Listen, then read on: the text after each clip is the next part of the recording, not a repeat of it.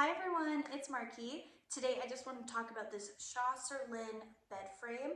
This is fully upholstered, so the entire outside of it is upholstered as well as the headboard. It is button tufted and the material is really soft, really breathable. The headboard is actually adjustable. It'll go between 10 to 14 inches higher, which is super nice depending on your mattress size, if you have a mattress topper, anything like that.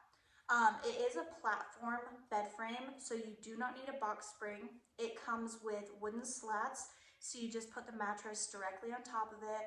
So it has that really sleek, modern design. I love that you don't have to buy a box spring. The material is this really pretty gray tweed. It's super, super tightly buttoned and upholstered. Looks really nice. I love that the outer edge of it, the platform, is also upholstered in the same fabric. It just looks really sleek, really modern. It's super easy to put together. It took us maybe 20 minutes and it's really not like a super heavy bed set.